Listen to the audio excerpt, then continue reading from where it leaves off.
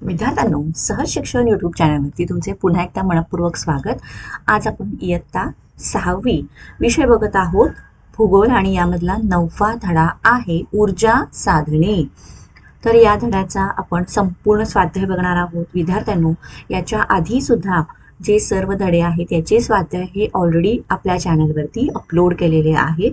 तुम्ही प्लेलिस्टमध्ये जाऊन ते सर्व स्वाध्याय बघू शकता. आणि तुम्ही जर चॅनलवरती नवीन असाल तर चॅनलला पटकन सबस्क्राईब करून खाली जो बेल आयकॉन दिला आहे याच्यावरती बटन प्रेस करा, सो दॅट तुम्हाला इथून पुढे तुमच्या इयत्तेशी रिलेटेड जे व्हिडिओ जेव्हा अपलोड करीन त्याचे नोटिफिकेशन मिळेल, तेही बघता येतील.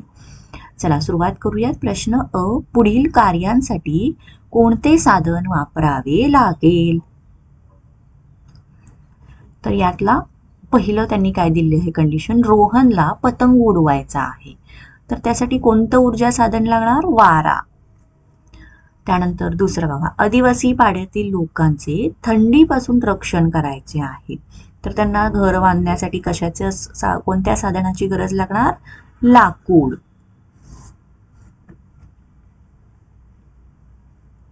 तिसरा आहे, सहलीसाठी प्रवासात सहज हाताळता येतील अशी स्वयंपाकाची उपकरणे. तर त्यासाठी आपल्याला काय जर सहल बाहेर गावी गेली तर तिथे स्वयंपाक करण्यासाठी आपल्याला काय लागणार? लाकूड आणि कोळसा. चौथा आहे, सलमाला कपड्यांना इस्त्री करायची आहे. तर त्याला ऊर्जा साधने कोणती लागणार? एक तर वीज किंवा कोळसा. आणि पाचवा, रेल्वेचे इंजिन सुरू करायचे आहे. तर त्यासाठी काय लागणार? कोळसा, वीज, खनिज तेल.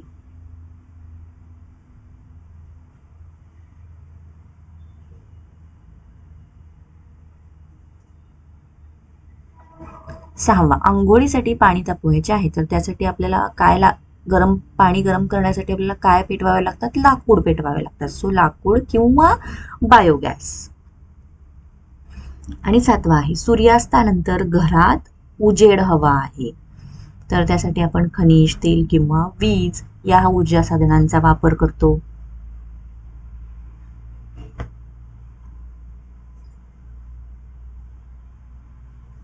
विद्यार्थ्यांनो, व्हिडिओ आवडत असेल तर व्हिडिओला पटकन लाईक करा. चॅनलला तुम्ही अजूनही जर सबस्क्राईब केलं नसेल तर चॅनललाही सबस्क्राईब करून घ्या.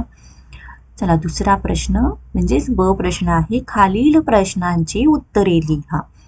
तर यामध्ये काय प्रश्न दिलेले आहेत बघूया. एक, मानव कोणते ऊर्जा साधन सर्वाधिक वापरतो? त्याचे कारण काय असेल? तर आपण कोणत्या प्रकारचं ऊर्जा साधन ही जास्त प्रमाणात वापरतो? तर ते आहे कोळसा. चला उत्तर कसं लिहायचं बघा. मानव कोळसा हे ऊर्जा साधन सर्वाधिक प्रमाणात वापरतो. कोळसा हा इतर संसाधनांच्या तुलनेने जास्त उपलब्ध आहे, हे त्याचे कारण असावे.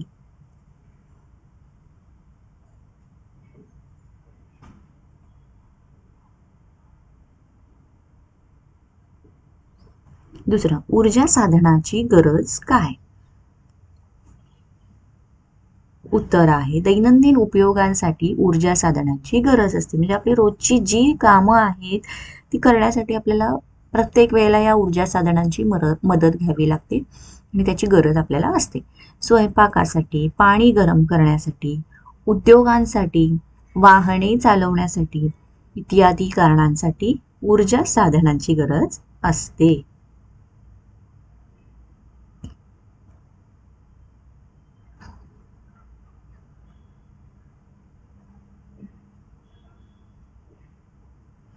तिसरा, पर्यावरणपूरक ऊर्जा साधनांचा वापर का गरजेचा आहे? बघा प्रश्न महत्वाचा आहे, इथे मी इम्पॉर्टंट मार्क करते. फॉर 2 मार्क्स क्वेश्चन विचारला जाऊ शकतो. ओके, सो बी प्रिपेअर्ड. उत्तर, पहिला पण, जैविक ऊर्जा साधनांचा वापर केल्याने मोठ्या प्रमाणावर पर्यावरणाचे प्रदूषण होते. वाढत्या प्रदूषणामुळे पर्यावरणाची हानी होते किंवा पर्यावरणाचा बॅलन्स, संतुलन जे आहे हे बिघडतं. त्याचा मानवावर, प्राण्यांवर, वनस्पतींवर विपरीत परिणाम होतो. म्हणून पर्यावरणपूरक ऊर्जा साधनांचा वापर गरजेचा आहे. तर पर्यावरणपूरक ऊर्जा साधनं कोणती आहेत? तर सौर ऊर्जा आहे, किंवा आपण पवन चक्कीवरती ऊर्जा निर्माण करतो ती वीज आहे. पाणी वापरून त्याची ऊर्जा, त्यापासून ऊर्जा निर्माण करणे, या अशा पर्यावरणपूरक ऊर्जा साधनांचा वापर केला पाहिजे. त्यामुळे प्रदूषण होणार नाही, पर्यावरणाचा संतुलन बिघडणार नाही.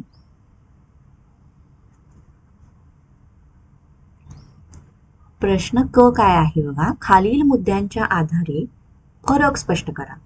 तर त्यांनी येऊन आपल्याला मुद्दे दिलेले आहेत. उपलब्धता, पर्यावरणपूरकता, फायदे व तोटे. तर चला बघूत आपल्याला फरक काय विचारलेला आहे. खनिज तेल आणि सौर ऊर्जा. तर आता खनिज तेलाची उपलब्धता, पहिला मुद्दा. खनिज तेल मर्यादित प्रमाणात उपलब्ध आहे, पण सौर ऊर्जा याची उपलब्धता कशी आहे? भरपूर प्रमाणात आहे किंवा विपुल प्रमाणात, सर्वत्र उपलब्ध आहे. सौर ऊर्जा विपुल प्रमाणात सर्वत्र उपलब्ध आहे. त्यानंतर पर्यावरण पूरकता. खनिज तेलाचा वापर हा पर्यावरणपूरक नाही, त्यापासून प्रदूषण होते. सौर ऊर्जेचा वापर पर्यावरणपूरक आहे. फायदे आणि त्याचे तोटे बघा. खनिज तेलाचा वापर केल्याने मोठ्या प्रमाणावर प्रदूषण होते, मात्र सौर ऊर्जेचा वापर केल्याने कोणत्याही प्रकारचे प्रदूषण होत नाही. आणि ही अशी ऊर्जा आहे, सौर ऊर्जा, ही कधीही संपणार नाही. ओके, तर हे झाले ते दोन्हीही फरक जे की आपण या मुद्द्यांच्या द्वारे स्पष्ट केले आहेत.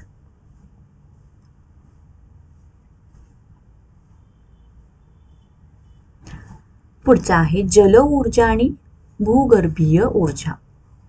तर याची उपलब्धता बघा. जल ऊर्जा भूगर्भीय ऊर्जेच्या तुलनेमध्ये कमी प्रमाणात उपलब्ध आहे. तर भूगर्भीय ऊर्जा सर्वत्र विपुल प्रमाणात उपलब्ध आहे, म्हणजे याचं जे स्टोरेज आहे हे जास्त आहे. पर्यावरणपूरकता, पर्यावरणपूरक आहे. जल ऊर्जा कशी आहे? पर्यावरणपूरक आहे. आणि भूगर्भीय ऊर्जा कमी प्रदूषण होते.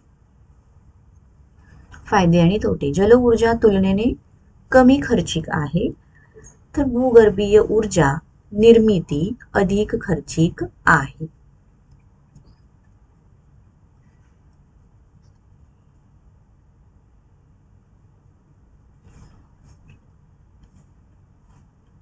विद्यार्थ्यांनो, इथे आपला हा स्वाध्याय संपलेला आहे. तुम्हाला व्हिडिओ आवडला असेल तर व्हिडिओला पटकन लाईक करा, चॅनलला सबस्क्राईब करा आणि व्हिडिओ कसा वाटला हे कमेंट करून नक्की कळवा. थँक्यू.